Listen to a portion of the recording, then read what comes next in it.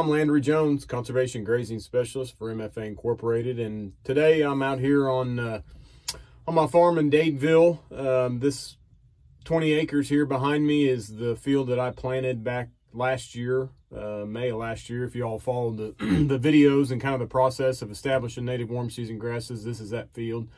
Had a really good stand of native warm season grasses that came up last year. Was fortunate enough to get them in early. Early May, before we kind of turned off hot and dry. We were in a, come July, August, we were in a D2, D3 drought here in a lot of Dade County, Missouri. And so I was real fortunate, had a good stand, but there were some thin areas. There were some areas that I was kind of worried about. When I planted in May, it was not optimal conditions.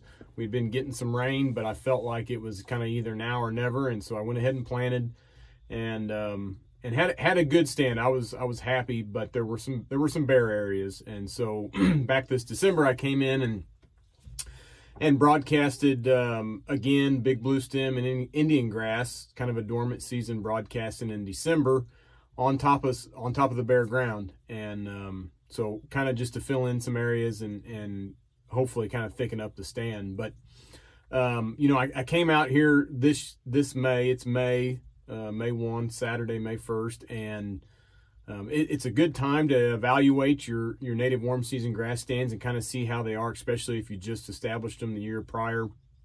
I had got a prescribed burn on probably about 50% of this field so that I could get bare ground to broadcast that seed in December, that native grass seed in December. And I think that kind of made the ragweed wake up. And so I've got some issues with ragweed right now.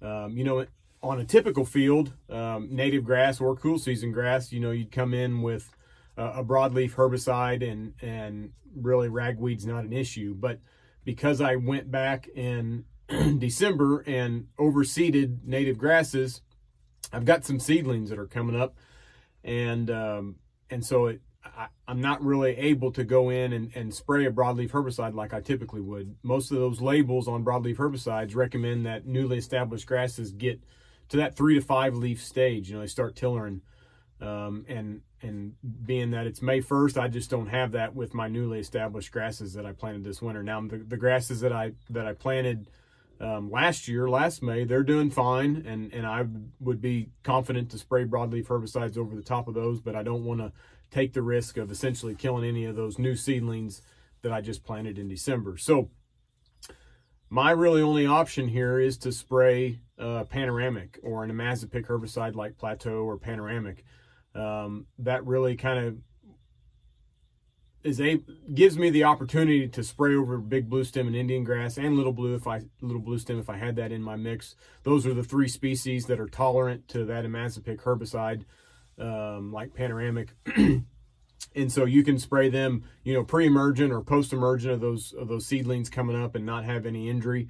And so that's what I ended up going with. I've got about 10 ounces per acre of Panoramic mixed in behind me here. The label says for ragweed to spray 8 to 12 ounces. 12 ounces is a max labeled rate per year. And so I'm at that 10 ounces per acre rate right now, and added some non-ionic surfactant. We don't want to use crop oil. Crop oil can do some damage to newly seeded native grasses, so went with non-ionic surfactant at 10 ounces per acre of Panoramic. And my according to the label, I need to get on that ragweed, and most of those weed species post-emergent of the weeds coming up, you need to get on them when they're young and early. And so the ragweed right now is just a couple inches tall. Got a window here to spray before we get a chance of rain tomorrow afternoon, so I thought I'd better take advantage of it. So anyways, like I said, right now is a good time to kind of evaluate your native warm season grass stands, figure out kind of the plan of attack for this year. I had a good enough stand in here last year. We'll have cows in here probably in about 30 days, but again, wanted to kind of set myself up for success in this native grass field by treating some of these annual weeds that are coming up. So anyways, hope that was helpful to some folks, and I appreciate you watching the video.